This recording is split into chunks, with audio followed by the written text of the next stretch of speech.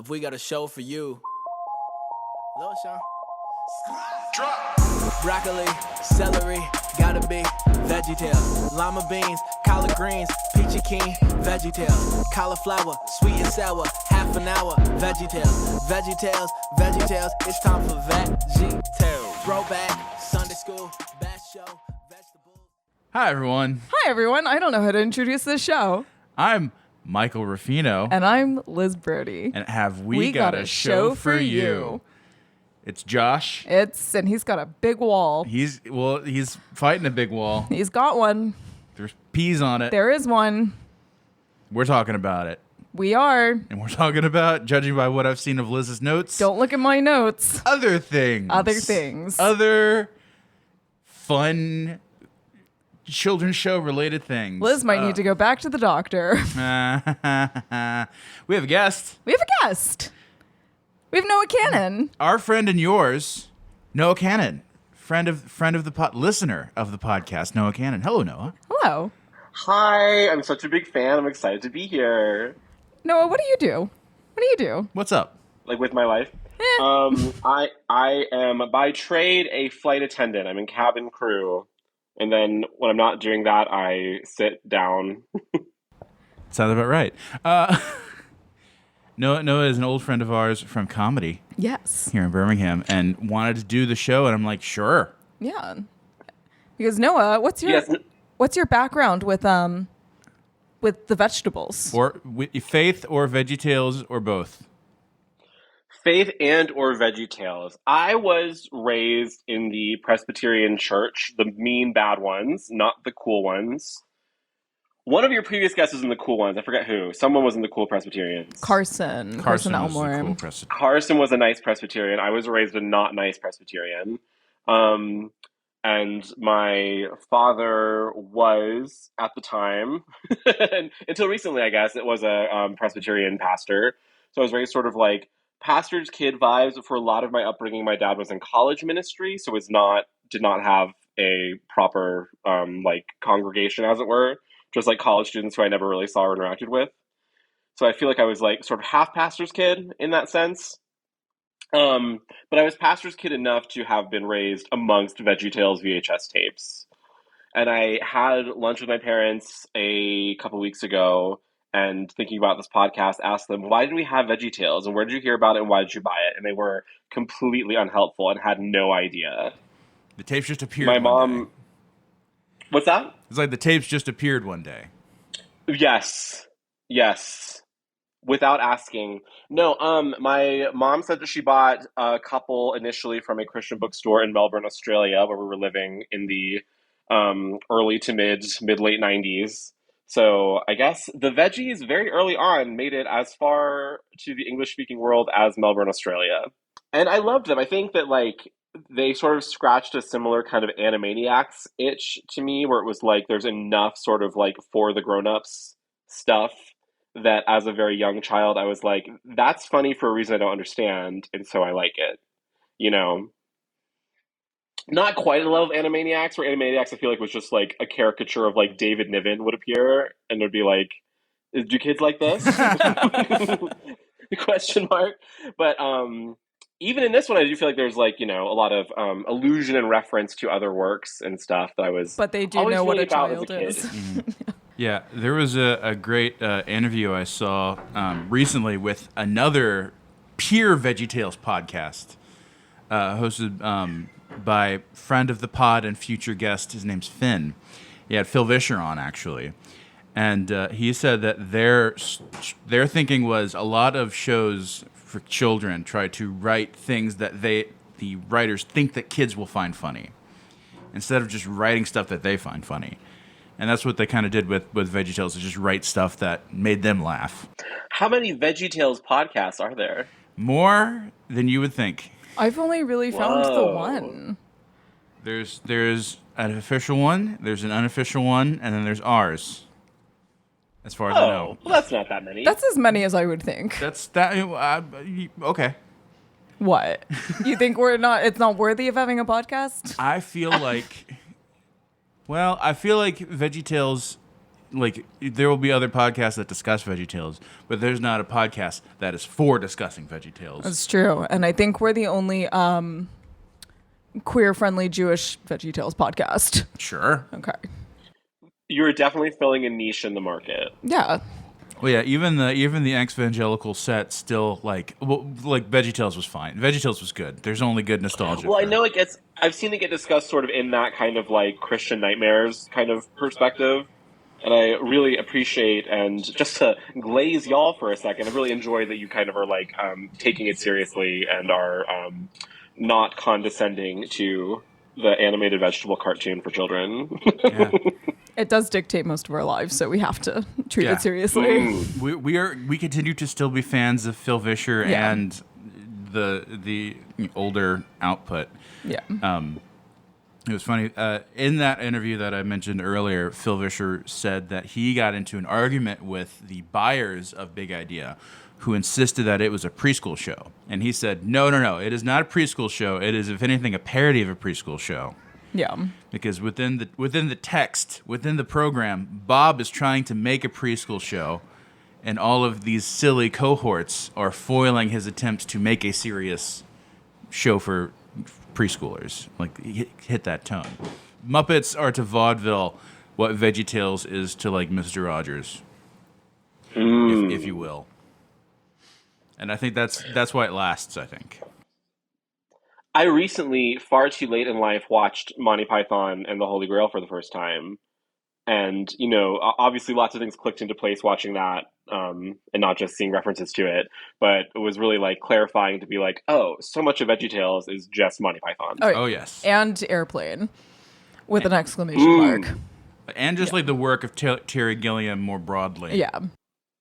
Is there, like, a Brazil episode of VeggieTales? Oh, yes. Well, yes. Yes. There is one that has overt references to Brazil. Which one? In Fliveroloo, the ladies with the shoes on their heads. That was from Brazil. Oh, wow. Rack Shack and Benny had kind of references to Brazil in terms of the design of the factory and stuff. Yeah. Totally. So, yeah, no, it's there. Yeah, no, it's kind of understood. I mean, in a way, because we don't know what the world is beyond the countertop. We don't know, but in the later Netflix spinoff, they do go to the house.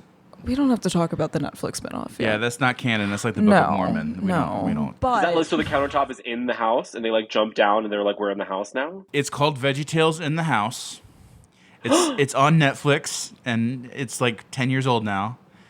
And it's kind of like a quarter VeggieTales, a quarter SpongeBob, a quarter Looney Tunes, and like a quarter but Flapjack. I think what I'm, like because we don't see outside of the countertop in the world that we're in right now, it could very much be like a Vault and Fallout, Like we don't know what's going on outside of the countertop world. This is a world where it's common to have a compact Presario PC on like your countertop in your kitchen. Right. So, like, what's going on outside in the world where these kids have to, like, write into these vegetables for their moral guidance? They do walk down the street.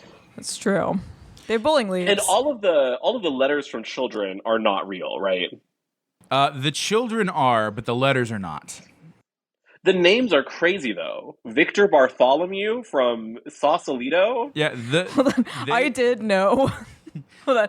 I knew, and I'm not... I wish I had my elementary school yearbooks. I did know a Vincent Bartholomew growing up in San Francisco. So they would use names from church and from their families and from places where their family lived.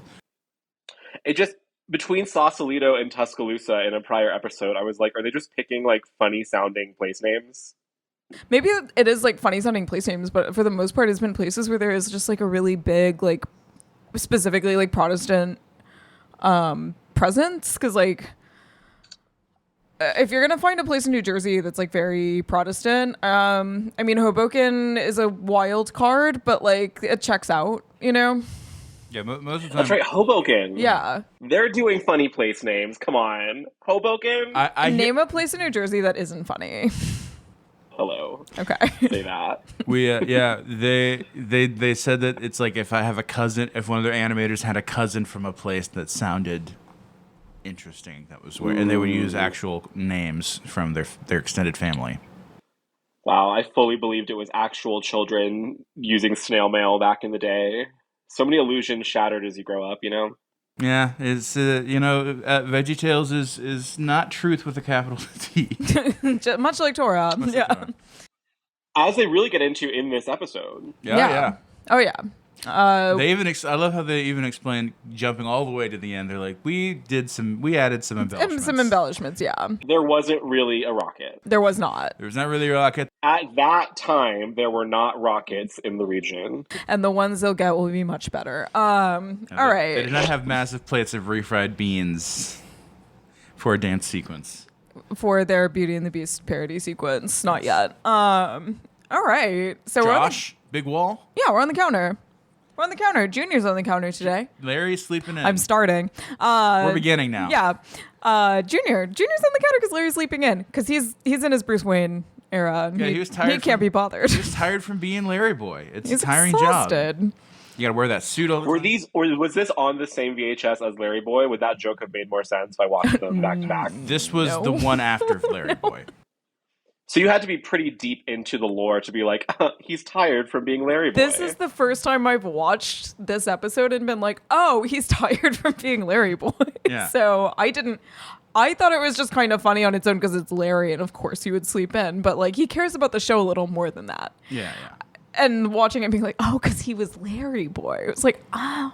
Yeah, there was a lot of intensive He had a lot driving. to do. Stunt sequences, driving. Or he could be jet lagged from all of his travels. From the Larry plane. From the silly song. Ah, yes. Yeah. That's true. Mm-hmm. That's also true. So no Larry on the countertop.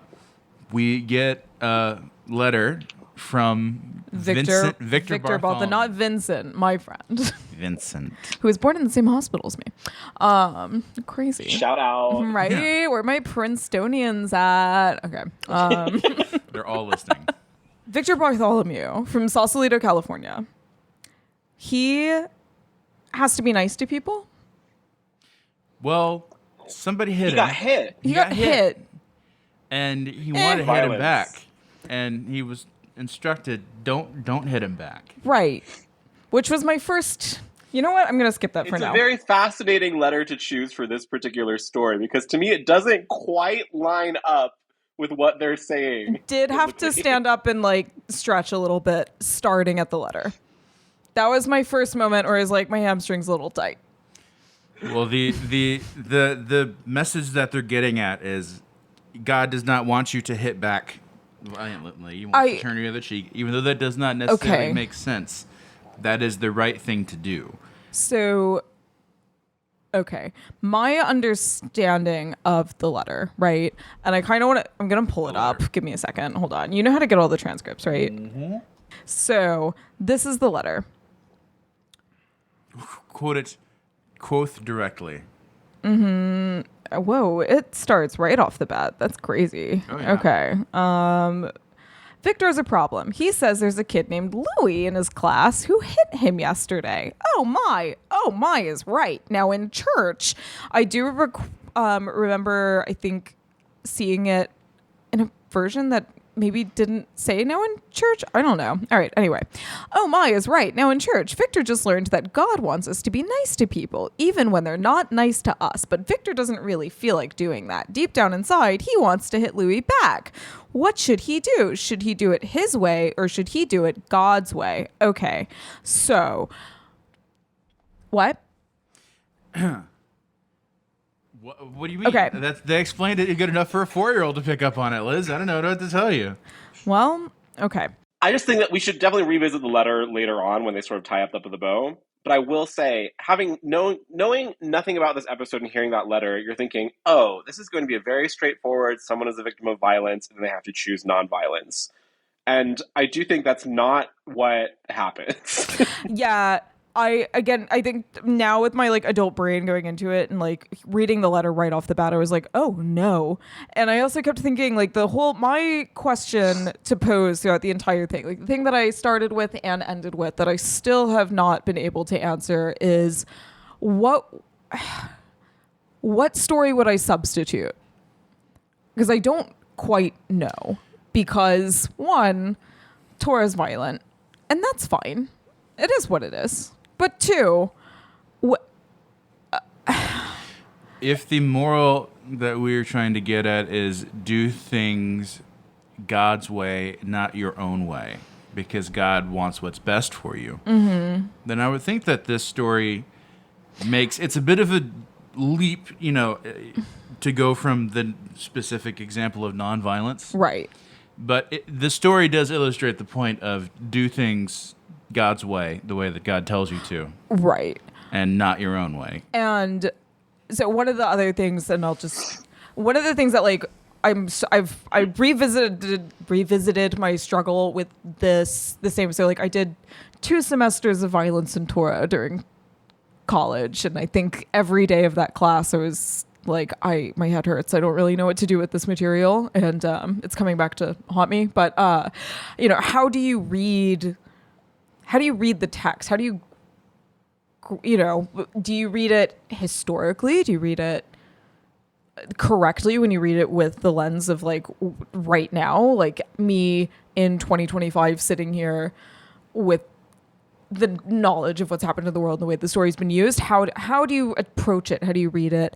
And one of the things that like we started this podcast with, one of the questions that we started to ask is like, how do you appropriately handle the material and then give it to children?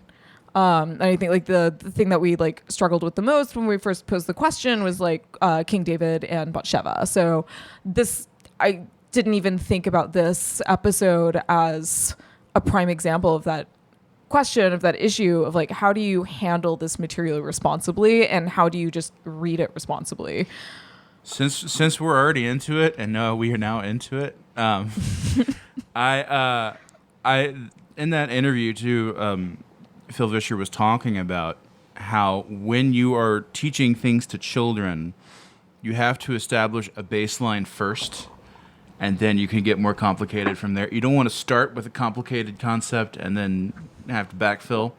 The example he gave was the police. Mm-hmm.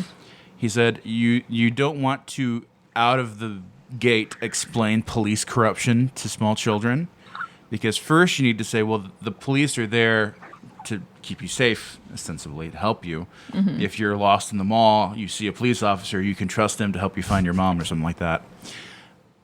And then you go on to explain later on when they're a little bit older, okay, so there's some police officers that are corrupt and, you know. But with really, really young kids, you have to kind of explain. Did that letter come from Hoboken? All right, go on. Yeah. Okay. My Uncle Johnny's on the take. Yeah. So I think in this episode we're gonna run into. I'm gonna have to like repeat to myself. It's a baseline. Yeah, it's hard to, especially with this. It was hard to cut myself off from getting. I say this every single episode. It's hard to cut myself off and be like, it's a children's cartoon list. Because I was also thinking like when I have taught this story before, we didn't just like in. As I was saying before this episode, trying to find sources for this was a little bit more of a challenge than some of our other episodes. And when I've taught it, it was more of, okay, here is a story that happens in Torah. And we turned it into, because I was, teaching 3rd and 4th graders. We played like musical chairs, and I brought my trumpet in. We did like live trumpet music and shouted whenever we had to we made it a game. It was fun, but we didn't necessarily dwell on the actual story. It was more of like here's just a piece of Torah. Here's a story you need to learn from Torah real quick. And like, let's just like move past it. It's like when Aragorn sings the Tale of Tenuviel to the hobbits, and he doesn't really say much about it. He's just like, it's a love story, and then moves past instead of saying like, actually, it's the story that lays the foundation for my entire bloodline. That like I have to just tell the nice story real quick and then like gloss over it, which is hard to do because it is extremely important and extremely, extremely difficult to deal with. We've got our Lord of the Rings notch. Wait patiently for the Joseph notch. Yeah. No JCS notch. I mean, that'll be later. Yeah. Okay. Is that Jesus Christ Superstar? Oh yeah. Did you watch the Hollywood Bowl footage? It's so good. Okay. I did watch clips. It was brilliant. It was better than I thought. Yeah, we were worried about it, but Oh my God, it's so good. Say what you will about that Cynthia Erivo. She can sing. God, she can sing. Indeed, she can. Oh, but Sounded amazing. The crucifixion scene, incredible. Okay. I guess okay, I guess it's just interesting because I hear you that like we're establishing a base, but they also do in this episode specifically guide the children to like check out the full tale in the book of Joshua. That's true. It's all there for you. If the kids do that, if the kids do go to the book of Joshua, this story ends with like the murdering of children. So it's like it's a little rough to me, and also like so. Do things your way and not God's way. It's definitely present in the story biblically a little bit, but also like the Gord's resistance to God's plan isn't really present in Joshua, is it? There's no like, and some people were not on board. Because I went a little, I deviated a little bit from my initial like reading. There is a lot of, especially in Exodus, you do see a lot of groups griping and wanting to go back to Egypt and wanting to turn around, and you do have some of the Midrashim does talk about people wanting to resist this. It's very deep cut, and when I did go back and just read the plain text without the commentary, I was like, oh, nobody's saying no to this. So there is that foil within the commentary, and it's implied through the reaction of people through Exodus. However, the whole point of so the reason that it's Joshua leading them into, the promised land in the first place is because of the sins of the generation that did leave Mitzrayim. So you have Moses. Moses himself is not allowed to enter the land. And the generation that left with Moses is not allowed to enter their land. That is why they wander in the desert, because they don't have enough faith and they don't, follow God's plan fully, right? So they have to get taken care of like children, right? So in Hebrew, Mitzrayim, Egypt, literally means the womb. So they are like in the birth canal when they're wandering, because you're not ready to like go into the land yet. You're not ready. You're just not spiritually there yet. You've gotten Torah, you've got your 10 commandments, you've got all those like things that you need, but this generation is not good to go. That's the generation that's griping, that's saying like, I can't go, I want to go back to Egypt. I don't think we're doing this right. We're questioning Moses. We're like doing all of these like things we're not supposed to be doing. We want to eat quail.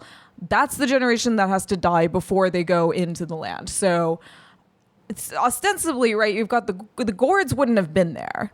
And if they were, they would have like gone somewhere else, because you do have people who are like, nah, I'm not doing this, and they leave to go join the Midianites or whatever. So it is an interesting inclusion, because again, that part of the generation, according to the actual text, was no longer involved in the camp. So it could be just like a little stand-in to be like, hey, there were some people who thought this, but again, those were people who were not allowed to enter the land. Okay, so sorry. Let's tell the story first. Real quick. There are so many other build-ups in the book of Joshua to establish that faith in Hashem, and you get those examples. So by the time we reach the wall, we're already fully on board. Anyway, okay. Let's tell the story. Okay. First. So to illustrate the concept, the answer to the letter, Bob and Junior use their imaginations. Yes. And are transported back to ancient desert. Yes. VeggieTales loves the desert at this point. It's easy to animate. Easy to animate, easy to render. Also, that's where they were. Big old void. Yeah. Yeah, that's where they were. That's where they were. It goes into the Israelites who were initially led by Moses, played by Mr. Nezer, in a wordless cameo. Beautiful. I get so excited when I see Mr. Nezer. He's my favorite. Moses' successor, Joshua, is now in command.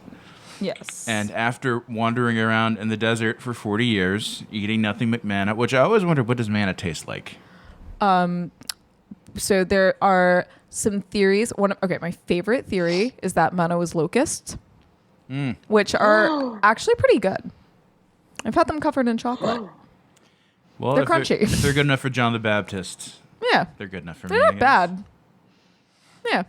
I always think of the scene in Hidalgo, but anyway. I know, right? When she's like, talk about a desert. When she's like camel butter, date honey, and locusts, and I'm like, that actually looks pretty good. Anyway, same desert. Aragorn. Okay. Aragorn.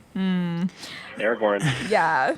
But okay, so Bob tells us that sometimes God's direction didn't make sense to them. And then we get our fun little Wallace and Gromit cheap. Yeah, we get a little what was the name of the cycle with the Israelites where they would be told explicitly by God not to do something. They would then do it, get punished, and then the cycle would repeat again. Judaism, yeah. Yeah. We get a taste of the land of giants. Yes. The Nephilim played by the Zucchinis. Pickles. We also get they are pickles, I forgot. We also get a little bit of semi-klezmer music. Big fan of that. Yeah. Potential, maybe. Shout out friend of the pod, Kurt Heineke. Thank you for that. Loved it. Music. I'm also like, if anyone wants to recommend me some good klezmer, I'm looking for some new klezmer to listen to. Email us at have-we-got-a-show for your klezmer recommendations. Okay. At gmail.com. So yes, but now they're finally going to be able to enter the promised land. Mm-hmm. And they sing a song about it. They do. Which might be the best song of the episode. I don't know. What do you think? So I'm not going to agree with you on that. But okay. Another. It's got to be the French Peace song. It's the French Peace song. Okay. Yeah. No, I see. And I think you're wrong about your opinion. So. Lyrically, yeah, no, I'm with you on that. Listen, I just love a slide whistle in a song. I know you do. It's okay. You're allowed to feel that way. A kazoo and a slide whistle at the same that time. is very you. So among the featured Israelites in this song is Pa Grape. Yes. And it's now a good time as any to have Pa Grape sidebar. Because I do just want to check in, where is Pa Grape in his evolution on the show at this point? Jewish. He's sure, but in his first appearance, he's a little less Jewish, isn't that right? Yes. Yeah, but he's mean in the first episode. Yeah.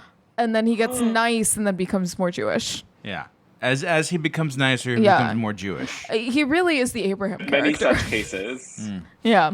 And I love that his son Tom the Grape. Yeah. Is in this one, and I think he's not in the show again. First and only appearance. Yeah. Well, he was in the Grapes Well, of he Wrath. gets sacrificed for real. In this. What? Because he's the first fruit. Oh. We'll talk about that later. Okay. Yeah. The first fruit you have to sacrifice to Hashem. So Tom got okay. So Tom Grape's out of there. Yeah. he was sacrificed like Abraham. No. So like he is Abraham here. Okay. Never mind. Okay. Don't worry about it. Yeah. Okay. There's a Ma grape and a Ellie Mae looking grape from the Grapes of Wrath. We don't really see. Paul got divorced and lost custody. That's what happened. Well, there's just a chance that his wife didn't really feel like show business, and he was working enough for the family. So there were just rumors of the divorce. Trial separation, but they've worked it out. There was a rough patch. They got back together. Okay. Good for them. Yeah, Hey. I love when they make it work. Yeah. Okay. Grapes. Yeah, Pa Grape is Jewish. Pa Grape is Jewish. Yeah. And I wish we could go back to Egypt. I like that And is it okay for them to be doing that voice? We don't have to answer that question. It's a question to pose. There's a lot of questionable voices, but I have such a place in my heart for Pa Grape, so like I'll allow it. Yeah, revisiting Rack Shack and Benny and hearing Mr. Lunch recently, I was like, holy crap, so that's a lot. When we showed first episode, when we showed my partner the cheeseburger song, it never occurred to me until in that moment showing a Hispanic man the cheeseburger song. The gold tooth. What was going on with the voice? But, he's from New Jersey. He liked it. It was fine. But he's from New Jersey. he is. That's what. From New Jersey. Yeah. Yeah, look, there was no discussion after. He had a good time. I guess it's fine. He liked the dance of the cucumber. He did. He was impressed with... Love that kind of stuff. Yeah, he was impressed with the Spanish, so, you know. Yeah. We'll let Yvonne be the authority on whether Hispanic voices are allowed or not. Yeah. Did we tell? I think we tell this in every podcast where Mr. Nezzer shows up. It is relevant in every podcast. Do you know the deal with Mr. Nezzer's voice? I learned this from listening to your podcast that he was recast because the character is, I guess, African American. Allegedly. Not unbeknownst to everyone, the character is African American. So after the unbeknownst to everyone, whatever, including Phil Vischer, apparently. No one knew, including the person voicing him, that he was African American. Because it was based off of the Oogie Boogie Man from Nightmare Before Christmas. That's right. And so they said, well, it's sort of like, I guess it's an Audrey 2 exception, where it's like this character's a talking plant, but it's like always, it's black character. Come on. And so after the problem with Apu Reckoning, Mr. Nezzer is now voiced by a black actor. Is that right? Gee, thanks, ProZD. Thanks, ProZD. Thanks, Sungwon, for that. Be wild. You're listening, Sungwon. Be wild. You're out there. Be wild if you go back and watch re-released episodes where Mr. Nezzer just sounds like this.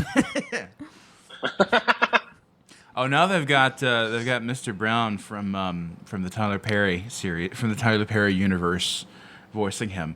Not an improvement. Huh. Not an improvement. All right. Okay. So anyway, the Promised Land. Promised Land is gonna be so grand. We'll have our fill. My favorite line from that song is "I hear it's flowing with milk and honey." Sounds sticky. I did write "sounds sticky" in all caps in my notes. Sounds sticky. And there's the most beautiful, enormous milk and honey set that Pa Grape is. Did not realize that it was a Be Our Guest reference as a child, which... I didn't know what the refried beans were. Beans. But because I guess at that point I hadn't been to a Mexican restaurant. Hey, Mike, they're beans. Yeah. Had not been to a Mexican restaurant where anyone at the table ordered the refried beans, so I had not seen refried beans. I'm like, what is this spinning plate thing? Oh, wow. My favorite part was when they have all of their luggage and somebody's got some golf clubs in a bag. That was delightful. Who do you think golfs with? Oh, and all their bags get packed so magically, right? Everything just gets sucked into the bags. Must that be so nice? Pa Grape is golfing. Pa Grape's the one golfing, 100%. Actually, he sponsors Jimmy and Jerry to go golfing with him because he's part of a private club, and Jerry and Jimmy are in his company, and they have outings together. So they needed to bring the golf clubs with them. Yeah, and Jimmy and Jerry just go ham on the commissary food. Mm-hmm. Cannot be stopped. The cheeseburger monster. Absolute monsters. And then isn't this song the end of Act 1? It's very soon into the episode that they're like, and we're taking a break. Well, yep. They like, okay, we're ready to go in the Promised Land. Then they see Jericho. End of Act 1. That's right. Yeah. End of Act 1, 6 minutes into the episode. Silly song. Yeah, he overlooked one Larry little bops detail. right into Jericho. Yes. Yeah. As if he didn't see it.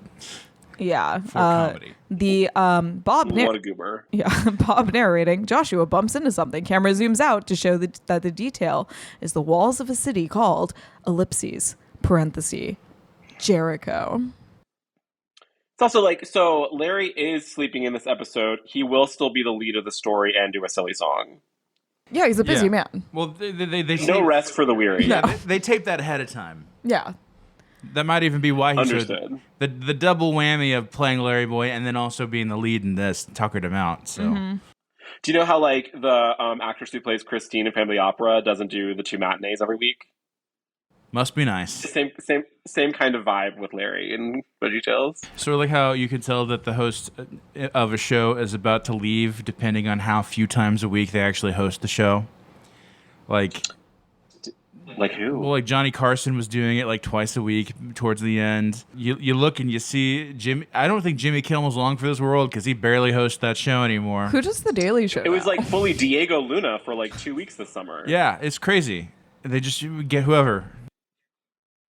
Also, Diego Luna, when he was hosting that show, had the nerve to look into the camera and say, "This is my first time hosting a talk show." And the real lunatics around here knew that Diego Luna had his own Amazon Prime talk show that was canceled after 2 seasons. That was called Bread and Circuses, but in Spanish. And don't ask me what that is. Pan y circuses. I think it's Pani. I really think it was Pani Circus. But yeah, I was just like, don't you piss on my leg and tell me it's raining Diego Luna. I have watched your canceled Amazon Prime show. Anyway, just a little aside. I can't believe Michael Ruffino just looked at me like I know Spanish.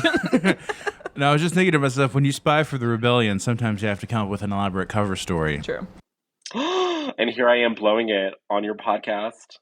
I got it right. It is Pani Circo. Okay. Pani Circo with Diego Luna, now streaming on Amazon Prime. If anyone wants to hear more of my French, Russian, Spanish, I'll be available.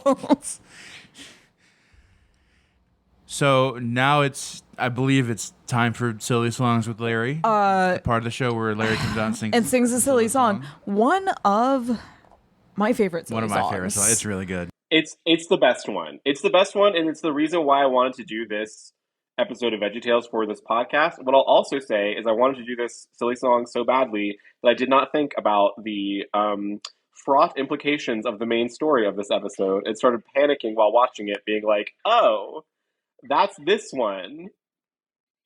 But it's all worth it to talk about the song of the song of the Cebu. If it makes you feel any better, when I had to ask Alice Harrison if she wanted to be on an episode, she said, I love the slushy one. I think that was the Josh one. And I said, actually, Noah Cannon's on that one. And she took a minute to respond because we were like, you know, texting in real time. And I just saw like the dot, dot, dot, dot, dot, dot, dot, dot, dot, dot, dot, dot, dot, dot, dot, dot, dot, dot. And I was like, and then she went, I guess good luck. Better luck next time, Alice. Cebu. Yeah. This song is incredible. It's like a masterpiece. What are we calling this? Like a sort of like Zydeco Calypso moment. It's got so much going on. Yeah. The backstory for it was Mike's wife is Colombian, and so he was with her in Colombia on a vacation, and they were going to get ice cream one night. And they saw these weird-looking cows crossing the street. And his wife explained to them, oh, those are the Cebu. And they're like emaciated-looking cows wandering around the outside. Yeah. And so that gave him the idea for the song of the Cebu. And the vacation theme with the slides. Yeah. Is Larry the little boy? Is he calling himself a little boy? Or is this a fictionalized version of him? Are we going back to Larry's fantasy world where he's also the captain that takes the whales out of the water? Like, where are we on that? Well, I feel like if Larry, if you tell a story, you see yourself as the protagonist. So it's perhaps a little boy. It's definitely a little boy, but perhaps illustrated as a little cucumber boy. I guess, because when I tell stories about myself, I'm not like, here's a little girl. I'm like, here's a proud, powerful woman, you know? Indeed. You say, here's a proud, powerful woman. Every time. And her 3 Every sisters. single time, yeah. Mm-hmm. I snapped at the microphone. Thank you. So this really like scratched so many of my like itches as a child, where it's like the sort of very like baby's first meta humor, right? Where it's like he's doing a bad job, and that's funny. The presentation isn't good, and that's funny. And also the reveal through the vacation slides that he's only telling this weird hand-drawn story because he met a Cebu on vacation is like so delicious. And the fact that the rest of the vacation he was on seemed to be an absolute disaster in every single way possible. And somehow this messed up story about the sick, sad, and the mute Cebu is like happier than what actually apparently happened. And all of the weird Easter eggs in the pictures that we do see from this vacation, like the fact that he brought the Larry Boy helmet with him through customs, with his Aunt Ruth, who we see half of in a bad exposure. And he got to know these different bovine personally enough to know their family ties. Also, what happened at SeaWorld? And what did happen at SeaWorld? Why is Bob flying through the air at SeaWorld? Yeah. And the only vacation slide that gets a reaction from the audience is, this is me fighting a bull. Yes. Ooh. Oh, there was every other vacation slide, just solemn silence. Well, they're like nodding. They're like, okay, they're going along with it. I love like what was on the vacation slide that we don't see. Right. I forgot that was in there. Yeah, the mystery slide. Well.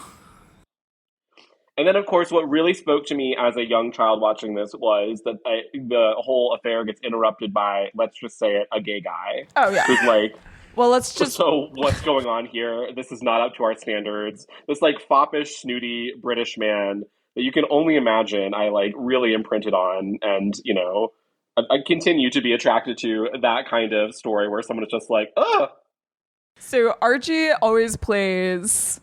Like the Graham Chapman Monty Python. That's another Monty Python. I was going to say, he plays the John Cleese. Stop that. That's silly. Yeah.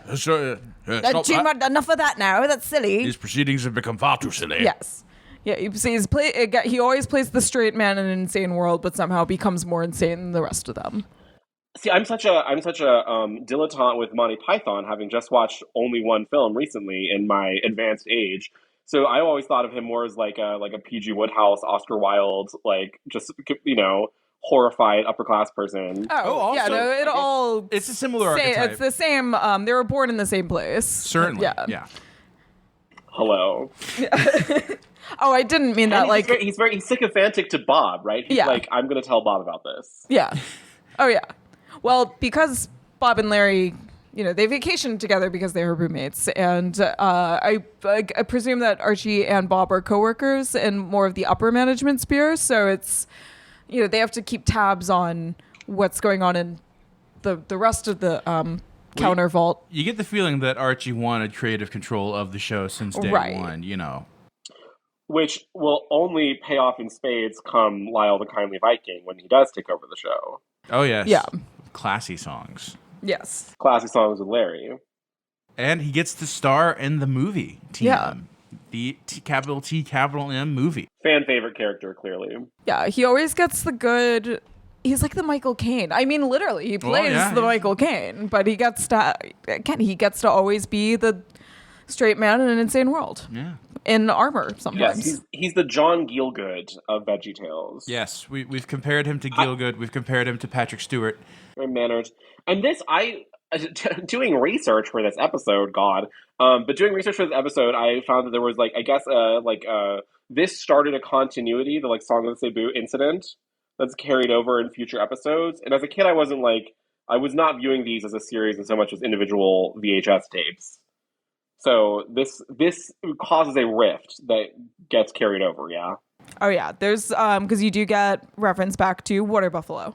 Yeah. And then you get, what else do you got? The worlds do start to collide here, and then they start to build. Yeah, the Peach was with Bob and Larry at SeaWorld. Aunt Ruth, we get our biggest glimpse at Aunt Ruth so far. Yeah, the Larry lore starts to, like, really, really, like, solidify itself here. Although Larry's giving Aunt Ruth kind of a weird look because, again, she had a beard. It felt weird. And they also were already doing, like, the silly song sing-along tapes at this point, right? Like, very early on, I feel like the sing-along song, or the silly songs were, like, this is the star of the show. So, yes, this one, it's up there. I don't know if it's my absolute favorite. Because I feel like we've already, in what we've had already, Noah, we've already had the Hairbrush song. Yeah. We've already technically had Pirates Who Don't Do Anything. So I think the lip song is so imprinted in my head that that's number one for nostalgia reasons. But as far as the actual, like, composition, as far as the actual, like, intricacies of it, and as far as the just dedication and work that had gone into it, this is probably the best one we've encountered. This is a full... Because we hesitate have to say it, this, you know. We have call and response. We have harmony. We have Achumamu, Achumamu, Achumamu, Achumamu. Yeah. And, like, you don't... That's... We get a meta joke about how the story isn't concluded and the audience gets bored and gets up and leaves. Bye-bye, moo, bye-bye, moo. Yeah, and it continued... The way it does continue into that fourth wall continue... Like... it's delightful, and I think... I have such a I have such a penchant for a patter song and also a penchant for like a Shaggy Dog story. And this really does just line those two up where there's like no ending. It's so silly. It's so catchy. I love it. I think it's a perfect object. It Like, really they should is. be very proud of this. Yeah, no, this one's so good. The drawings, the hippo, the hippo alone that kind of gets mentioned and doesn't really come into the story. That having a hippo red herring is probably my favorite kind of humor, where there's just like a fifth object that's there but doesn't come back up. You're selling me on. I mean, it's definitely top 5. I can't fully buy in to number 1. Just What is number 1, Mike? for me. I mean, it's either Hairbrush Song or Pirates Who Don't Do Anything. Hard to argue with. You know, They're all fantastic. they're all wonderful. Every little silly song is an apple of gold. It really is. That's its own little. This one, and not that I forgot about this. It's just been pushed into some of the recesses of my mind, and then like revisiting this one and watching it, I was like, oh, this is so good. Oh yes. This is so good. And when I said to myself, this is fire, in my head, I said, this is Aish, and then we'll come back to that later. So put a pin in that. Yeah, this is. Oh. This little portion of the episode is a nice respite before we get. I feel like I shouldn't have so casually said that fire joke. Okay. I can cut it. Thank you. No, leave it in. Okay. It'll come We're back. also desperate to not talk about the fall of Jericho that we're like, how much longer can we talk about? Talk about the song of the same. Chumamoo, chumamoo, chumamoo, chumamoo. All right. So there's this wall. Hippo chewing on bamboo. All right. There is a wall. And who is atop that wall? The peas. The French peas. The French peas. Mais oui, Jean et Jean-Claude. Pierre. Philippe et Jean-Claude des peas. Philippe and Jean-Claude. Yes. Je suis désolé. Yes. I remember the French textbook that I had as a child. The introductory little sentence was Bonjour Philippe, bonjour Alice, ça va? Oui, ça va. Et toi, Pamela? And every time I would watch this, I'd be like, oh, Jean-Claude, he's here again. Philippe, he's here again. Oh, those are the names of my childhood French textbook. It is nice to meet guides. you. Now Yeah. go away. Yes. Now, it's interesting, or maybe not interesting at all, but I'm going to bring it up anyway, that the only residents of Jericho we see are these French peace soldiers with the Marvin the Martian helmets. And there's no, like, leadership structure even. They're all just sort of, like, foot soldiers. There are no other residents or hierarchy present in Jericho. No. Well, we didn't see many more French taunters than John Cleese in Monty Yes. Python and the Holy Grail, so. Yes. Which this clearly is just that again. They're on top of a wall. They're taunting. They're French. So The reveal of, in Monty Python, of there being all the soldiers hiding, that you, like, you know what I'm talking about? He thinks Yeah. we've already got one. yeah. So good. I'm a cucumber. Yeah, no, when he says the little pickle says we have to leave, I was like, You are a little gherkin. You silly little pickle. you silly little peas. Anyway, I love the peas carry the Ark of the Covenant. yeah.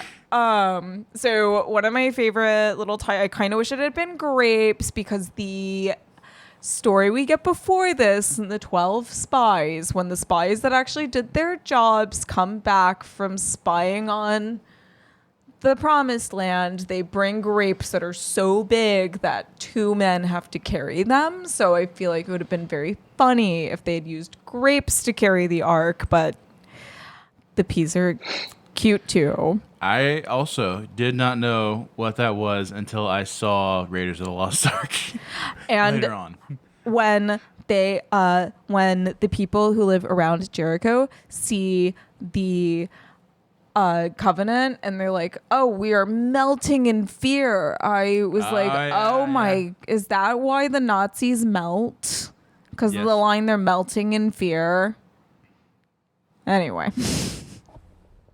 But I do like the piece cover cake because it's a throwback to the grapes. So the wheels on the The grapes jalopy. on the jalopy. These French peas atop the wall of Jericho taunt the Israelites and say, "Go away," and they throw their slushies at them. Yes, which, again, going back and reading the commentary, what the actual weapon of choice that had been used, according to the story, would have been the collected waste from the town, Yeah, and I heard it would have chamber pots.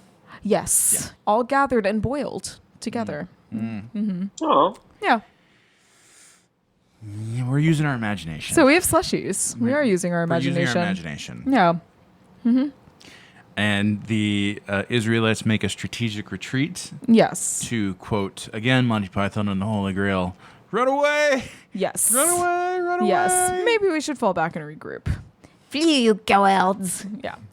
And then Bob tells us things are going as smoothly as Joshua had hoped, so the Israelites decide to fall back and talk things over. And then you go to their little camp, and then Pod Grape's like, we should go back to Egypt. And we could go snorkeling in the Nile. I can do old Jewish woman. I can't do old Jewish man. I don't know.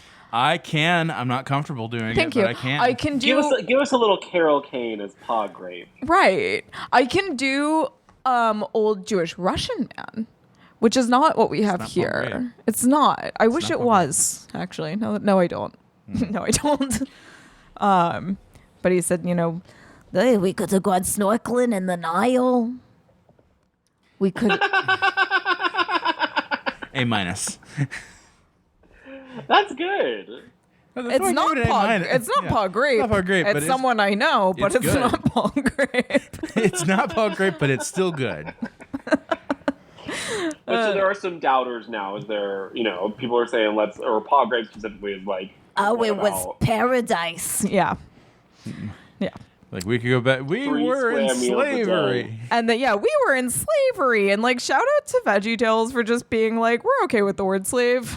Yeah, unlike Disney, we're fine with slave. We can say slavery. Wait, is Disney not okay with the word slave? Yeah, in Star Wars, if you buy a Lego set or toy or whatever of Boba Fett's ship, which was called Slave One, they just call it Boba Fett's ship. And also, it's not Princess Leia in her slave outfit; it's just Princess Leia from Return of the Jedi. And it's not Slave Leia, not taking a dip. Yeah, it's not Slave Leia anymore. It's not Princess Slave. Okay. They really do give the biggest punchline of the episode to Tom Grape and then say, "You're never going to be heard from again." Yeah. And then I love Paw Grape's little Independence Day reference because my favorite line in movie history is in Independence Day when they're all sitting around and they know they're all about to get alien killed and they're all sitting around praying, and Jeff Goldblum's father is going to lead everyone in some Jewish prayer, and the guy next to him, I don't even remember who it was, goes, "I'm not Jewish," and the father goes, "Nobody's perfect." So when Paw Grape says to Tom, after Tom says, "We were in slavery," when Paw Grape goes, "Nothing is perfect," I was like, Oh, you know that Paw Grape is channeling Judd Hirsch with every fiber of his grape-like being. Yeah. And I do think the inclusion of Pod Grape is why I was like, this is a Jewish production. That was Jewish humor through and through. Indeed. Yeah. And so Larry, as Josh, he needs to commune with God, and so it does what Moses does, goes off to be alone, and a messenger from God with a curvy sword that bends with his body, which is fine. It's an animation mistake. It's fun. Yeah. Tells him what to do. He lays out the game plan. You march around the city. Well, at first they do my favorite VeggieTales gag. My favorite one. When Josh falls to his face. And he literally falls to his face. Every time they do that, I laugh like a child. And Larry goes, "I can't understand you." Yeah, no, that every single time. Every time Larry falls on his face, anytime a character passes out, anytime a vegetable falls over, I am delighted. Vegetables falling over is a great thing to fall back on VeggieTales. Yes. Especially when it is literally what is written in the text. Yes. Makes it even funnier. Oh, yes. So the game plan is we will march around Jericho once a day for 6 days. And then on the 7th day, you march around it 7 times. The priests blow their horns. Yeah. Which I love instead of shofar, they're like jazz French horns. Yeah. Yeah. And then everybody yells. Yeah. So when they are trying to come up with the plan, before. Okay. they do. Okay. Do you want me to? Yeah, sure. They do propose. So why? Firing rockets. Well, they do propose firing rockets. Yes, they do that. But also, I remember there was some kind of alternate plan suggested, but I did not remember specifics. And when the curtain reveals a literal rocket, I truly gasped. Yeah. The thing that does Jericho have a right to defend itself? Does Jericho have a right to defend itself? So without the context of the entire rest of Torah, when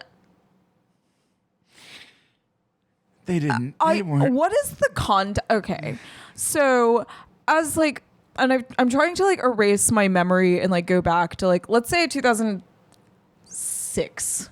Let's pick 2006. Me in like 2006, right? I'm like childish, trying to read the story, trying to think about these things, right?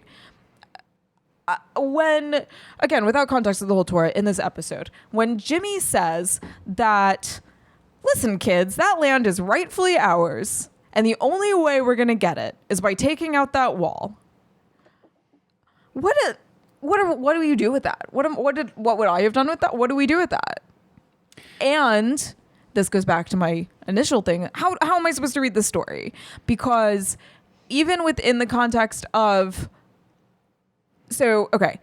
one of the principles that, we still kind of do to this day. So like in a lot of our holidays, you have your first fruits. When you make challah, you're supposed to like take the first bit of dough and throw it and burn it. There's a lot of like first offerings, right? So the first of your yield, the first of your harvest, your firstborn goat, like everything that is first you dedicate to Hashem, right? So you burn your bread, you burn your fruit, whatever. So the idea of Jericho as the first offering is pretty central to the story. You don't get that context here. How much is the context? And again, this is me reading this story with a very modern, I don't think I'm approaching the text in a good faith way, and I can accept that. But without the context of Jericho needs to be that first offering so that the promised land can then be entered in, good and on good terms with Hashem. It's weird. I don't know. Is it weird to think that because at the end of the day, the city is just razed. They just kill everyone and burn it and then leave it. And in the Torah, in VeggieTales, right? It's a literal just an obstacle, right? And it's framed only as an obstacle. And it's, I'm assuming that children are not watching this and being like, oh, conquering and dividing is because the peas are okay. Okay. Ultimately, like the peas are still there, and they show that the peas are fine because we are using our imagination. Yeah. And there's that clause. We're using our imagination so much so that like it's an obstacle, and yet there's no wall around it. They could, or like fence or whatever. They could very easily just walk around it. Well, also, this is what God told them to do. Right. They were told to march around Jericho by God or a messenger of God. Yeah. Directly. By a gay asparagus. By a professional actor. God is a gay asparagus. My favorite Ariana Grande song. Okay.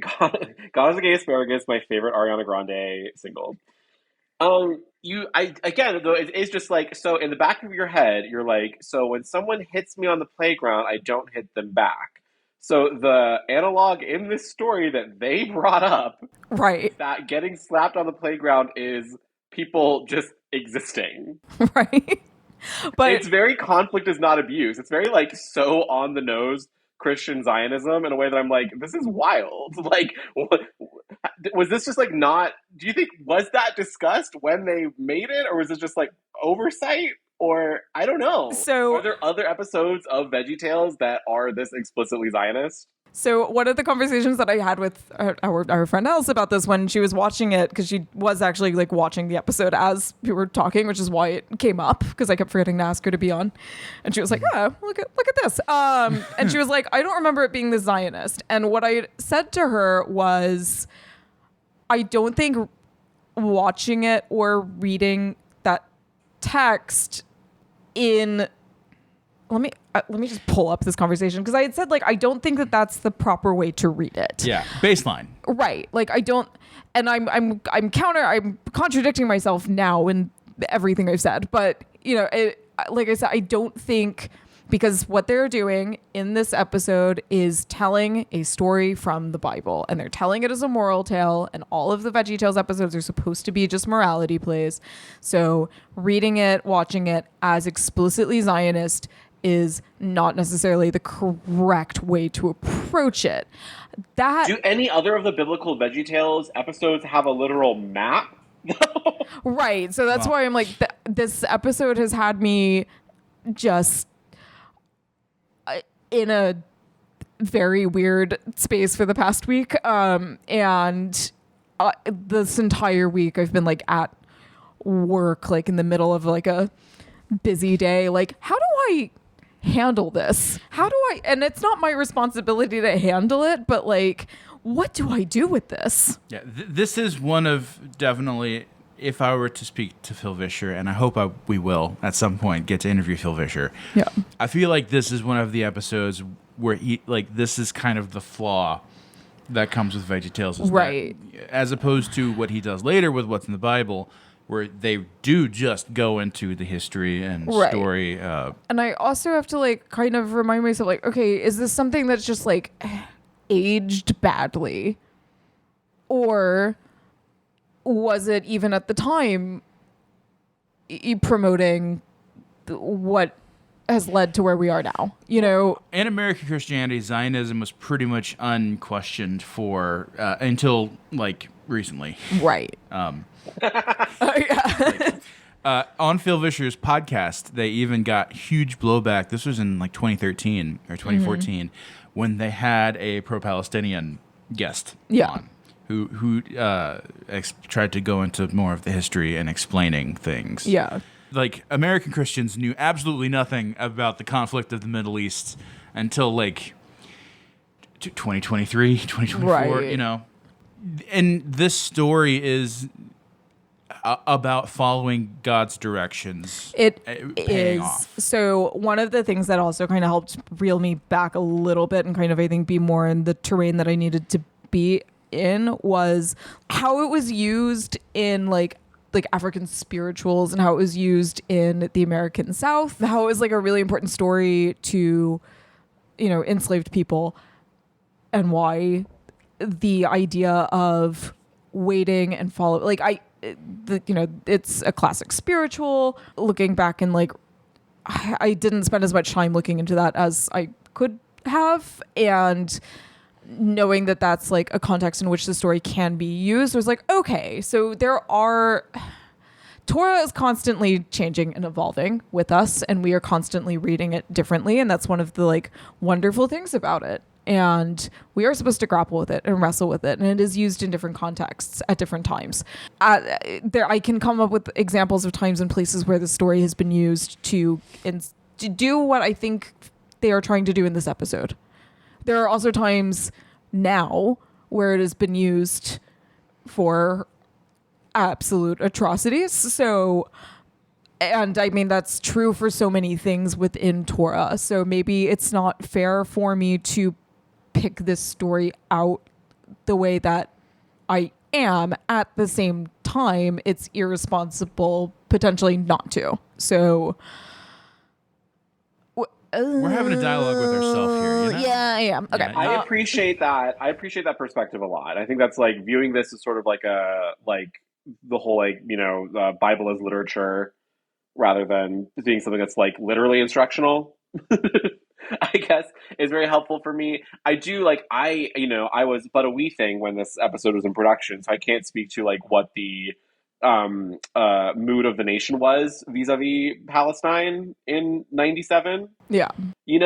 But it's hard to not watch this and be like, oh, they would not do this way now. Right. There are many things that would not be done now, right. Namely probably the rocket, probably someone hit me and I want to hit them back. Yeah. Being like the basis for the story. So I don't know. I love this episode. I think it's so funny and has so much like redeeming things from a storytelling perspective, but it is difficult to watch and reconcile. Yeah. So I guess I'll like go into this. One of the articles that I read for this episode that was like really helpful and informative was Metaphysical Hatred in Sacred Genocide, the Questionable Role of Amalek in Biblical Literature by Dr. Gilly Kugler. And the notes. Yeah, fun read. It's a little bit of a longer, it's not too long, but it stood out to me in the article. So the moral challenge in reading imaginary narratives of genocide was well stated by Joel Kaminsky. That these narratives have little basis in actual history does not mean that they can be dismissed as unproblematic. Biblical texts that contain a rationale and a program for something akin to genocide still demand a reckoning, even if these ideas were never fully actualized in the biblical period. Such texts continued to enjoy authority in religious communities, and there have been times throughout history when members of those communities have appealed to scripture for the authority to marginalize, dispossess, and sometimes annihilate certain groups. What happens then when we acknowledge the existence of violence and genocidal intentions in the text without looking for apologetics? I suggest reading the accounts about the Amalekites using a diachronic historical literary method with the aim of tracing the social and political circumstances as well as psychological drives that generated and stimulated these ideas. As the name Amalek, which is not necessarily what we're dealing with in this episode, but as far as a stand-in for any peoples that were in the way of Eretz Israel, right? So as the name Amalek is not found in any other literary or archaeological source of the antiquity period, the inquiry needs to focus on the Hebrew Bible, the only source we possess to track the ancient tradition about the Amalekites. That led me into a different little wormhole about trying to research the political and what was going on historically at the time. One of the very interesting things about the region at the time that this takes place is how at this point in time, Egypt is sending a lot of military campaigns to the land of historical Canaan, where you have these fortress cities basically, and they're not necessarily a unified kingdom. They're more little city states, and Egypt is coming in and occupying them. And a lot of times there was some good trade and there's some very bad trade. And one of the very frightening things, if you are Joshua trying to, establish a place for your people to live, if we don't have a fortified city, is Egypt going to come and basically take us back? So there's that. Is that important at all to keep in mind? Maybe. It's interesting, but it's not necessarily, we're also dealing with something that is God told you to do this. So maybe the political atmosphere is irrelevant completely, especially since, again, one of the things that's maybe important to keep in mind is that, we don't have evidence of this actually ever happening. Yeah. And a quote that I am going to say now that I never thought that I would say on a VeggieTales podcast is, Liz, is dialectical materialism a two-way street? Don't you think that God influences the political situation as well? Yeah. God's commandments are influenced by the political situation that he himself set up. But this is also a story about free will and choice. And slushies. We're using imagination. Okay, yeah. Is this sort of the limitations of trying to place a story from Torah, like a Jewish peg into a evangelical Christian hole. Like there's just going to be like weird incongruencies with that sort of don't iron out completely. So we haven't really run into that too much. That outside of the like, well, I mean we have, but a lot of it's just me being particular. But I'll also say that the writers and creators behind this episode were using this story as an allegory and did not think of... They thought about the nation of Israel as seriously as Aesop thought about actual tortoises and hares. I suspect. Especially in 97. Yeah. Because it was the end of history, man. Everything was going great in 97. I will say, I think the thing that like I run into with these like biblical retellings is I think when I've, especially like in, you know, quote unquote like Bible classes, there's this like tendency to think of this as such far away, distant history and thinking, you know, we might as well be talking about like, oh, in ancient Egypt, they did this, this, and this. And it's like, yeah, ancient Egypt is mentioned, but to put this part of to put it away as something in the past, to treat the tribes of Israelites and the Israelites as these people that don't actually like affect us anymore, who are just like little, you know, who are part of this like puppet show essentially, like that's fine, but it's also like for a lot of people on the earth, these stories are the foundational text for the way that we live our lives, and they are still alive and they still work with us. You know, again, Torah is alive and it's constantly evolving with us in the way that we read it and approach it. And when we are talking about the Israelites, you know, where they're not physically here with us anymore, but when you read it as your history and where you came from, and this is your foundation, these are your ancestors, I think to treat it like, oh, that was back then, is also not necessarily the best way to handle it, because it's like, okay, this is how we've gotten, this is how I am here now. So it's like, you know, it's literally looking back into your family tree, being like, okay, here's where I came from, this is my blood, this is where I come from, so like, how do I reconcile with that now? Do I take this as something to learn from, or do I take it as something I'm not attached to? Do I read it as something that stands on its own in time? Or do I understand this is a part of me, so I do need to figure out how to deal with it? Is the past a foreign country? Is it? They do things differently there. I don't know. Okay. Is this so? In this episode, I know we need to wrap up, like recapping the actual episode, but in this episode, there is depiction of the burning bush. Yeah. Yes. It gestures to Yes. Very briefly. Yes. Are there other? Well, I guess this is like, is the burning bush literally God? Are there other depictions of God that directly in VeggieTales? Because I know they never portray Jesus rather intentionally because like they didn't want vegetable Jesus. Is that might be fake news? I don't know. But in my mind, like they never really touched the New Testament because they didn't want like whatever gay asparagus Jesus. Phil Vischer's mother was a pioneer in kids ministry. Literally wrote the book about kids ministry. Shout out. And one of the first things she outlines is, yes, you will not portray Jesus as a vegetable. So they said, well, we could do parables like they did the Good Samaritan, of course. Yeah. And they could do other parables. And they tend to end with New Testament verses, yes. But I think later we do have a couple of like sort of representations of God. They do a nativity play, but within the diegesis of the show, it is a play, and it is a P actor playing baby Jesus. Okay. The Christmas star, of course. Yes, in a nativity play. So that is not a direct depiction of Jesus as a vegetable. It is an actor, a vegetable actor playing the part of Jesus in a nativity play. Yes. In a play within a show within a play within a show within a kitchen. We're very meta. But for some reason, the burning bush really like jolted me in this rewatch, being like, oh, and there's just the literal burning bush. Yeah, gesturing, pointing. But I mean, the burning bush is also kind of understood to be more of just like the representation of the presence of God, not necessarily God himself. So I think you have like a degree of separation.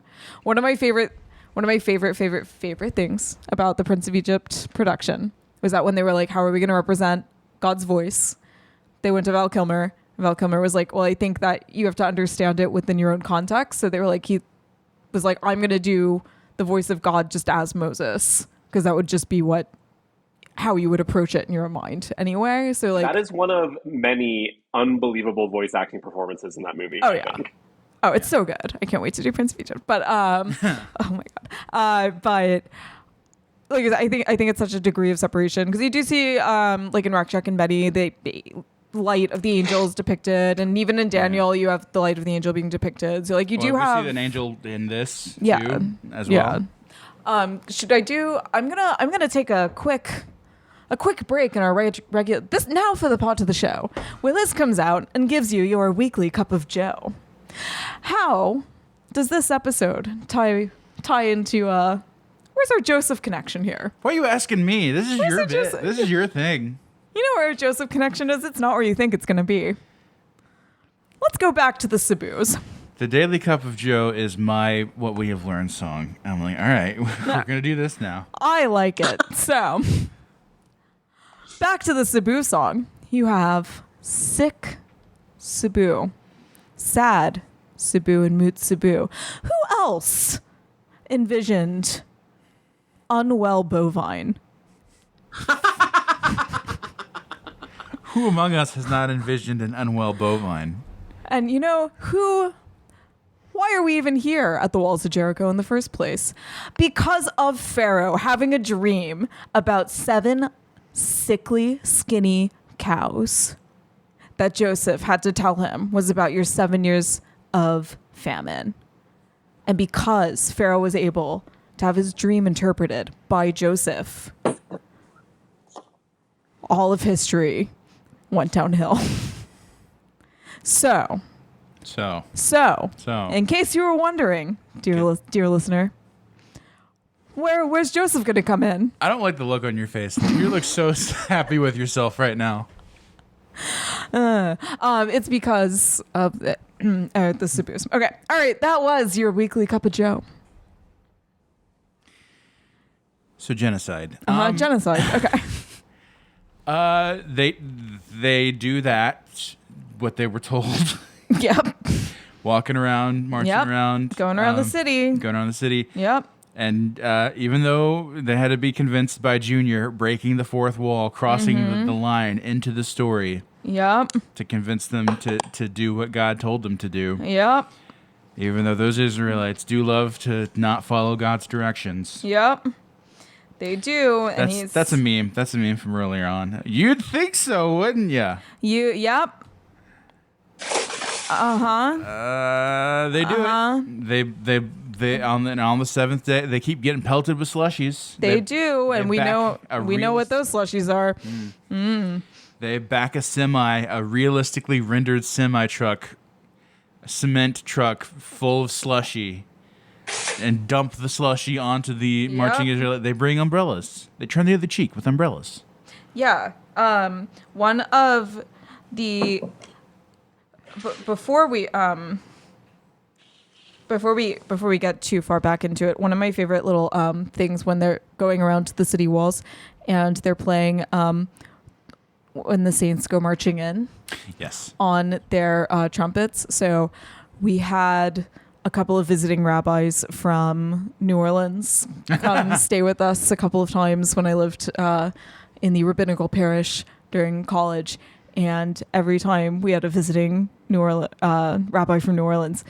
So before you eat your Sabbath meal, you do a ritual hand washing with a bracha, and it's netilat yadayim.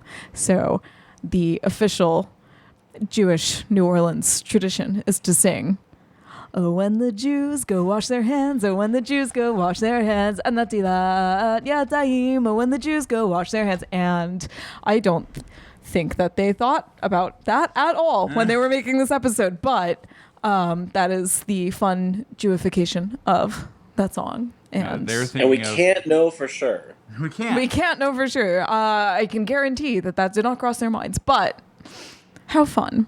What did cross their minds is what I now agree is the best song of the episode.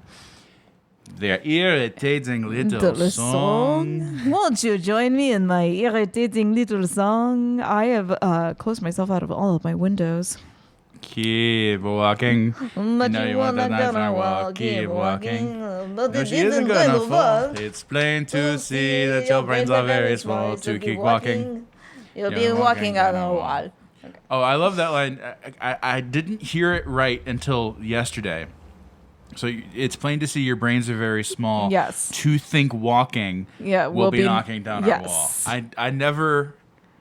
I just repeated the line again. I'm like, oh no, that's clever. It's very clever.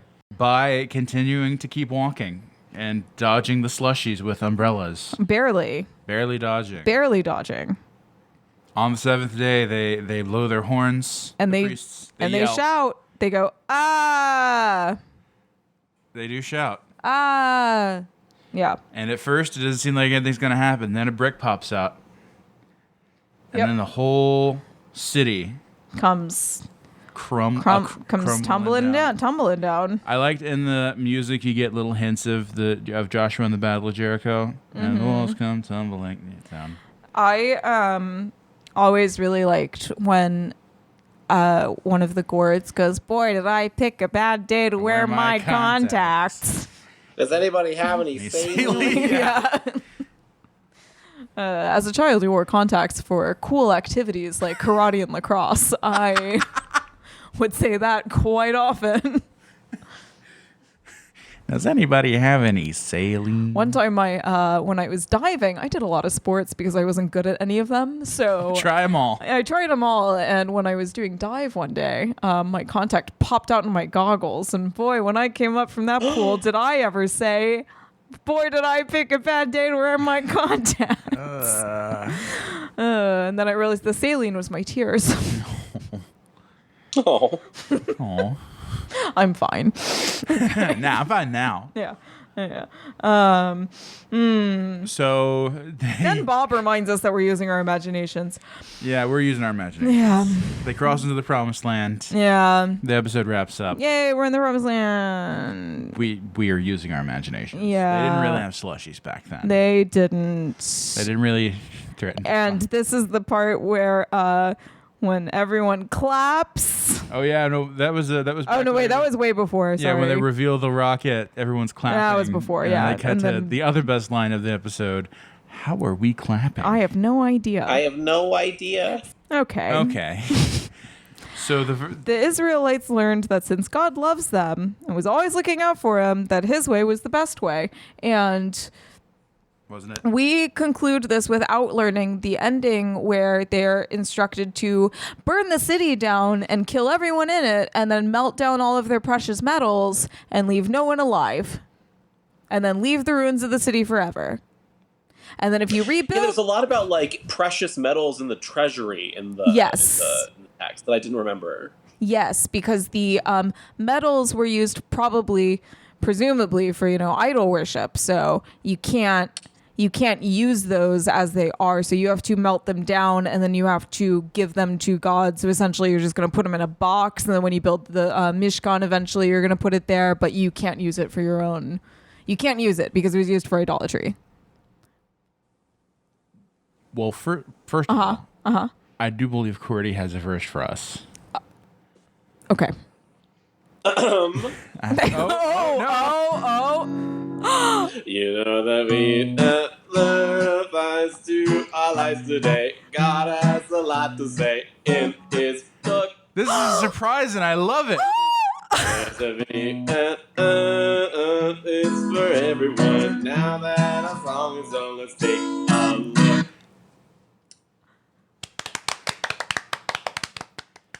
How are we clapping? I knew 40% of the lyrics. You did great. A+. Yeah, listen, the lyrics are purposefully kind of muffled, so, Yeah. Yeah. Oh, There you that go. would have been That's more good. important. That would have been really good. Good. Yeah.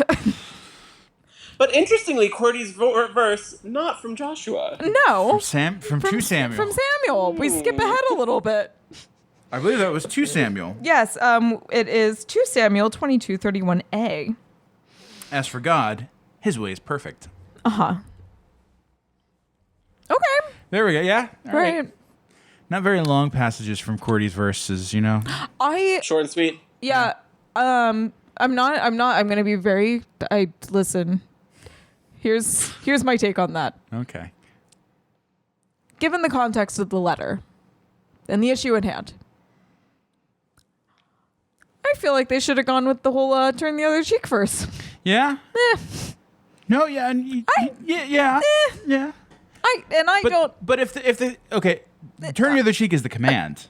But if the rationale is why, right? God's way is the best way. Yeah. Because turn the other cheek is the commandment, but the question is, why do we do what God tells us?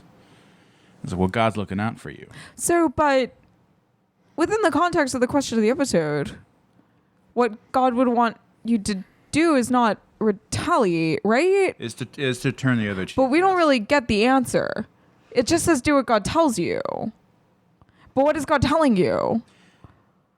So, Victor, I know being nice to someone who hasn't been nice to you doesn't sound like very much fun, but following God's directions is always the best idea. And maybe Louis doesn't need a punch in the nose. Maybe Louis needs a friend. Okay, so, but what is... It's just such a sweaty fit for the story they told. Mike, I hear you, I love you, and I appreciate you. It's so sweaty. Yeah. What? Okay, again, what is God's direction here? What? Okay. The direction in the case of the letter, or the direction in the case of the story of Josh and the big wall? Give me all of the above and tie them together, please. Exactly. Again, it's a baseline, guys. We're establishing the baseline of follow God's directions. And classically, the story has been used in that context. Yes. This is a prime example of you got to listen to what God says. Where because I have many, many little miniature like side fights that are going on internally in this episode. But the one that like really has me confused is the tying the context of the letter to the story to the moral at the end. And I'm missing the part where like what are God's directions specifically to Victor? Because so it okay. All right. In the be nice to Louis. Who is Louis in the story? Are we being nice to Jericho? Yeah, ultimately, is that by destroying their city? By destroying their city and killing all of them? Are we being nice to them that way? Because we didn't just like shoot them off the wall at first? Like what? How are we being nice to... Is Louis Jericho? Is Victor Joshua? Is Victor the Israelites? Who's who in this situation? And again, what is God's direction to Victor? I don't think it's one-to-one analogous in the case of the Battle of Jericho with this story with Victor. And again, Christianity, Liz, any command given from Jesus is from God, the same God. We're not doing a heresy where the gods where the old God was overtaken by the new God of the New Testament. That's heresy. Gotta throw that out in our children's animated vegetable show. So this is the same God of the Old Testament who protected the Israelites and will protect you by obeying the command to not hit back, to turn the other cheek, to not be violent. Mm-hmm. Yes. Would a better example have been, and hear me out, when Joseph does not brutally punish his brothers? Yeah, there are probably other examples in the Bible for certain. This is one that would take 25 minutes to tell and not be very expensive to animate. Is what I'm getting at. And they probably just wanted to tell this story. Hold on. Would another really good example, if we wanted to use Joshua, have been Rechav hiding the spies? Because she does something that was hard to do. She doesn't know at the time that it's God's directions. But it's important to know that there's the point is that God telling you to do something might not make sense. but it is worth doing because God is looking out for you ultimately in the end. I guess what sticks with me is if they're making up these fake letters anyway, could they not have written a letter that is more tailor-suited to the story than the one they used? Dear Bob the Tomato, I saw some lovely real estate in the West Bank, and I would like to have it, please. Dear Bob, I'm trying to build a hotel. Signed, Vincente de Benedetto from Toledo. De Benedetto is a matrilineal Jew.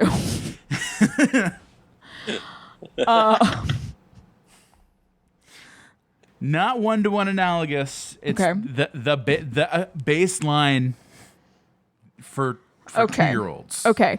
Dear Bob the Tomato, my You left out parents' house has 3 bedrooms. My brother and I have to share one, and my dad has a home office, but he doesn't work from home. And I really want my own bedroom, but Mom said that I can't just move all my stuff in there. If I scream loudly enough, do you think that bedroom will come tumbling down for me to use? I will destroy my father's laptop. We all know that he's just on CSGO. If I provide material support for my father in the 3rd bedroom, may I look? I Dear Bob the Tomato,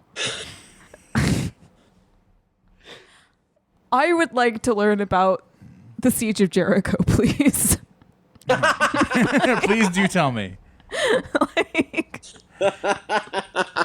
Because, yeah, that is one of the things that even Phil Vischer was kind of critical of, is that the VeggieTales stories tend to take these as stories and remove them from history. Right. Like, in this episode, the story of Josh and the Big Wall may as well be a fairy tale or a fable. Right.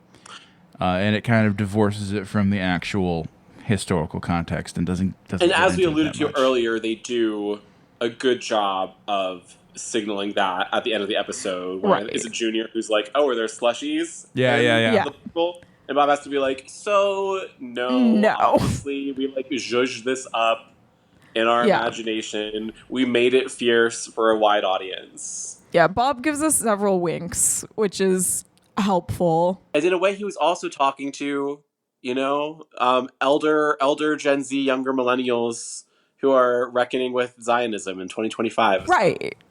Right. Yeah. Oh, I have more notes. Oh, no. Oh, no. Don't look at them. Okay. There's so many of them. Would you like a small tour of my notes? All right. They look like the walls from A Beautiful Mind. Fall of Jericho. All right, Fall of Jericho is a military engagement to invade Canaan. Story is probably mythical. Shitem, Bedrachav with the red cord because they want to take the city, but I guess kill everyone. But then they killed literally everyone. OG Hezbollah, Junior is Caleb.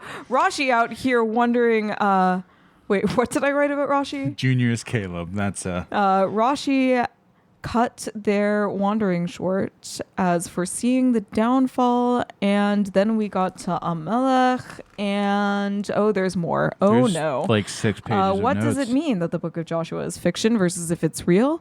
Is it just the desire for strength? Did we write this book because we wanted to be strong and also a military power? Because if so, that's a horrific echo of history.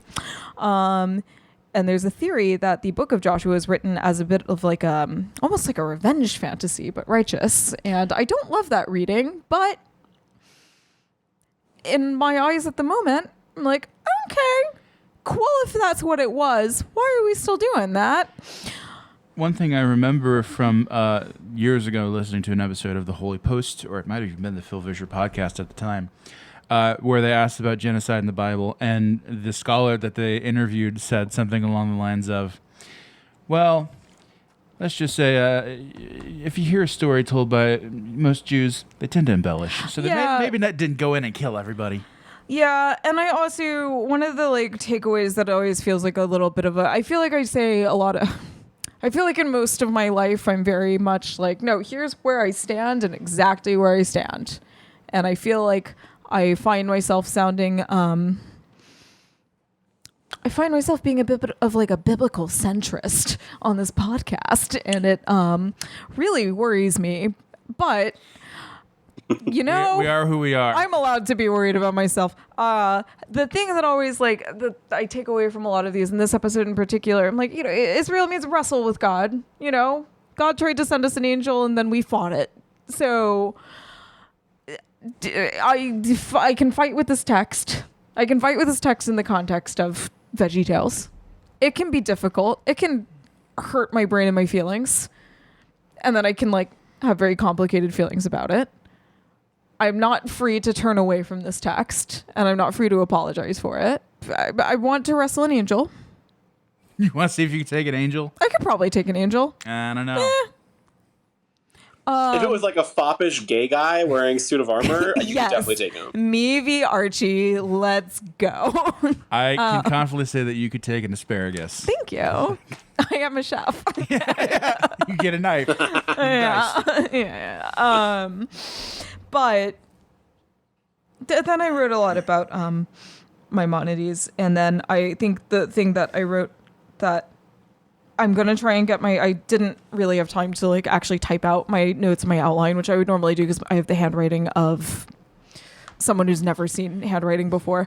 There's the fantasy of the conquest, the true show of strength. This is the fantasy that is the show, and is what they're doing. They being is the idea of the book of Joshua the same as what VeggieTales is doing in using your imagination to try and convey a point? I would say yes. Okay. Yeah. Did I answer all of my own questions so long ago and I didn't have to do any of this? I think it was important to get this thought out. Thank you. To ration. This is what this podcast is, partially. Rationalizing the Torah. It's office hours with my supervisor. And also Silly Songs with Larry. Yes. Noah, do you have any final thoughts? I just think everyone should have fun and be themselves. You know what? I agree. That sounds great. No, I mean, yeah, I think there's beauty and ambiguity, and that you know there doesn't need to be both of your points. There doesn't need to be like a 1-to-1 equivalent between the biblical text, the Torah text, and VeggieTales, and that's something that's fine. Yeah, I don't know. I'm more just like, I find myself interested in what the big idea brain trust's take on the Zionist mission was at the time and what it is now, and how those two might differ. But, you know, those are questions I can't answer. Only our friends from Big Idea can answer. And maybe they will. Maybe they'll be taken to task and held accountable on this very program. Maybe. Oh, no, if you listen to the Holy Post, you kind of know where. Yeah. But they should still talk to us directly so that they can hear me ramble for an hour. We can't have that. No. When you interview somebody, Liz, you have to let them ramble for an hour. I don't know how to interview. That's how this works. Because then they would be interviewing you on their podcast. Noah, thank you so much. Thank you. For doing this. We're glad that we were able to have you on. Oh, it's been such a joy. I feel like I'm inside my Spotify app right now. Aw, just like on Blue's Clues. Just like a Blue's Clues. You Blue's Skidooed into our VeggieTales podcast. And I frankly can't wait to invite you both on my Blue's Clues recap podcast. Strangely, we'll be talking about Zionism even more. Somehow even more. I will be holding Paprika to task for what they've done. Paprika, what is your role in a shakshuka? Speaking of a Blue Dog Democrat. I say a Blue Dog Democrat, also liberal Zionist. Periwinkle. We got a few. No. All right. You guys are both so smart, and I know, isn't that sad? So I was lamenting to a friend. Wait, thank you for I was about to make a periwinkle pink washing joke. Thank you for cutting that off. Let's not even, to say nothing of Steve being replaced with Joe, you know? Steve being replaced with Joe being replaced with the third guy whose name I can't remember because I don't. Yeah, they just got progressively gayer somehow. No, I think you guys are really smart, and I think that I was lamenting to someone on the phone this afternoon that like I was scared about recording this because like I feel like other pastors' kids kind of grow up and like take it as a point of pride. They still like retain their like biblical knowledge and their sort of religious nerdiness from their upbringing. And I'm definitely in the camp of like I was so happy to like throw all of that in the memory hole. So I feel very unqualified and unintelligent, especially in comparison to your former guest, but I'm very happy and honored to be here. And I hope that I said something that sounded like a real sentence at some point. You played us a beautiful rendition. Yeah. Of I won't have to splice that clip in anymore. Yeah. And for this one, I don't have to splice the clip in. Yeah. We can just use your version. Yeah. Oh, yeah. Yeah. Yay! So you saved me that little bit. I'm also terrified that I messed up the audio recording, so if that didn't work, my bad. It's going great. We're still... You can't mess up the audio recording any more than I can with my constant fidgeting. And any more than I can with my... I'm learning. Yeah, we're doing great. Don't be coy. You have a beautiful radio voice. Yeah. Oh no, the voice isn't the problem. It's keeping the recording going. My voice is the problem. You're fine. We don't have show notes, but we can. Yeah, I was gonna say one of the other really good articles that I read for today was "Ethical Criticism of the Bible: The Case of Divinely Mandated Genocide" by Wes Morrison from University of Colorado Boulder. That was also a really good read and very interesting. If anyone listening to this is like, wow, I would also like to spend my week reading 16 pages that are going to make me cry. We'll put that in the show notes. Yeah. So, again, thank you, Noah, for doing this. Yes, thank you. Yeah. Yeah. We will be back next week with Madame Blueberry. Madame Blueberry. With our special guest, Flapjack. Yay. We'll see if she does it in drag or not. But in the meantime... I should make blueberry pancakes. I encourage that behavior. Yeah. In the meantime, everybody, remember, God made you special, and he loves you very much. Goodbye. Goodbye.